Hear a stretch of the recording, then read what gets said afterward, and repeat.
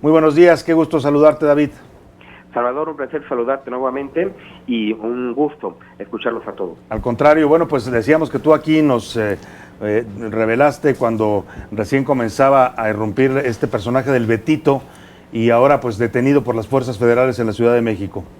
Así es, una situación que tarde o temprano se tendría que dar y como lo habíamos mencionado también en los diversos espacios en los que habíamos platicado, Salvador, sería nuevamente la propia autoridad federal quien tendría que dar este manotazo, digámoslo así, de control de lo que sucede en la ciudad. Ya lo habíamos mencionado, esta persona, el Betito, líder de la Unión de Tepito, tenía poco más de 10 años operando aquí en esta ciudad, impunemente, ¿no? Hay que decirlo, no se había detectado una actividad precisamente, digámoslo así, de él, no se había documentado, digámoslo así, una actividad de él dentro de la propia Procuraduría Capitalina, ¿no? Algo que obviamente es de llamar la atención si estamos hablando de que pues la venta de drogas, el narcomenudeo, las ejecuciones dolosas y ese tipo de eventos que tenían que ver con pequeñas mafias o con pequeños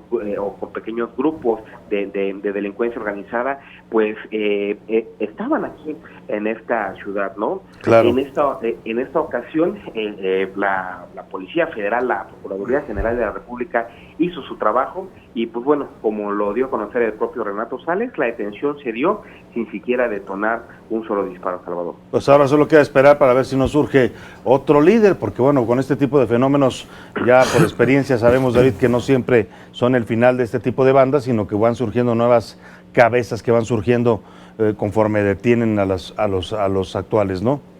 Así es, y esa era gran parte de la preocupación que tenía la propia Policía Federal, Salvador, que este personaje, el Betito, habían logrado también establecer una estructura muy fuerte dentro del cártel de Tepito. ¿A qué me refiero? De que esta organización criminal funciona, digámoslo así, sin una figura, sin una figura o sin una presencia de algún personaje como él, es decir, él obviamente en esta ocasión fue detenido, pero dejó muy bien establecido toda esta red de distribución de drogas y los puntos bien establecidos de venta. Él sistematizó, digámoslo así, la extorsión, el derecho a cobro de piso, y obviamente él ya está detenido, pero la estructura sigue funcionando. Claro. Ahora con otro personaje que hasta el momento no han podido identificar bien las autoridades por esa situación. Él era el primer capo, pero logró establecer esa estructura piramidal. Ajá. Y ahora pues vamos a esperar qué es lo que sucede, porque quieras o no quieras, tiene que haber un reacomodo interno, ¿no? Alguien dentro de esa propia estructura que el Betito dejó va a querer la cúpula y va a desatar otra batalla, y bueno, esperemos que, como bien lo comentas, las autoridades federales y locales tengan prevista esa situación también y frenar la ola de violencia aquí en la Ciudad de México. Ahora, los datos que da ayer Renato Sales hablan claramente de cómo estos cárteles, porque aunque las autoridades no los quieren llamar así, funcionan ya como cárteles, y sus jefes operan ya con el mismo modus operandi de estos grupos criminales en otros estados del país. Ayer decía Renato Sales que este hombre no solo se hizo cirugía, sino se injertó pelo, se hizo un bypass gástrico para no ser identificado, pero además decía, se movía en casas entre el Pedregal, San Ángel, y por ahí se me va otra colonia que decía, pero también de Polanco. Es decir, no están en Tepito, aunque sea la Unión Tepito, estos operan en toda la ciudad y se mueven por toda la ciudad.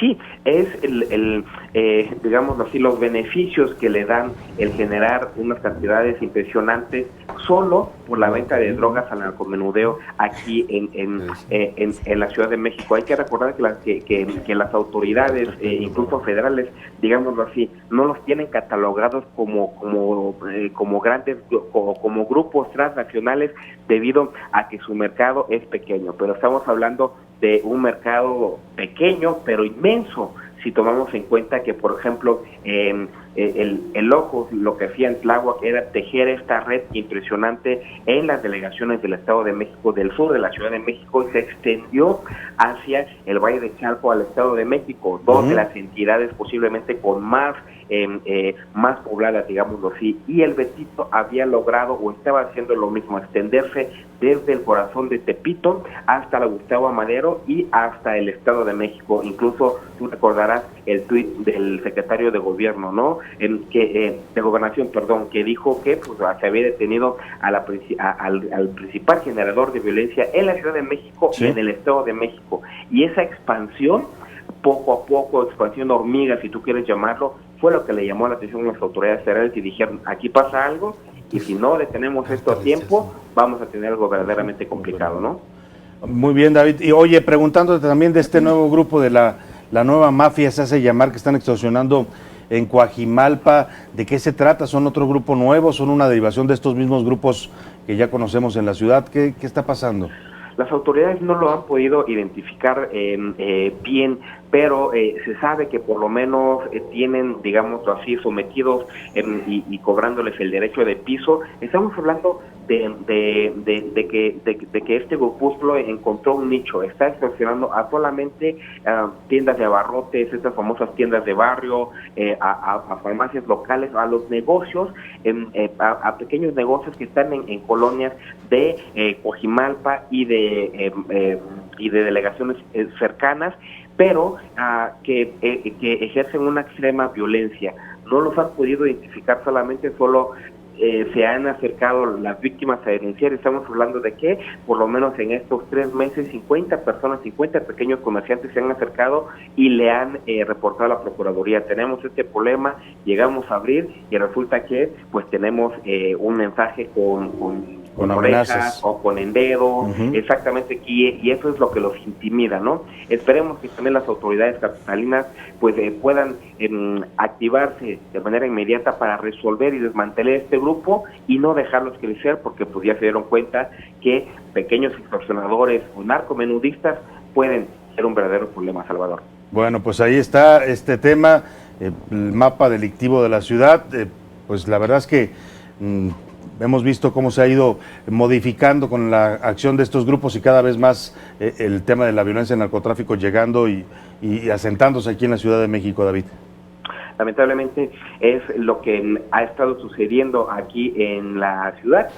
Como bien lo comentas, en algunas ocasiones por misma omisión, si tú quieres llamarlo, por esta negación sistemática de las autoridades de no asumir esta responsabilidad, y pues se tiene que llegar a este límite, ¿no? Y el límite que soportaron las autoridades fue el desmembramiento de estos 2 cuerpos ahí sobre la avenida Insurgentes, y pues bueno, después de esto se pusieron a trabajar y demostraron que cuando trabajan de manera coordinada con toda la información que hay aquí, se pueden obtener resultados importantes. Pues esperemos que así sigan. Y bueno, impresionante la transformación del Betito, ¿no? De ser este gordito chistoso a ser un hombre con barba y bueno, delgado. Sí, y la manera en la que se movía, ¿no?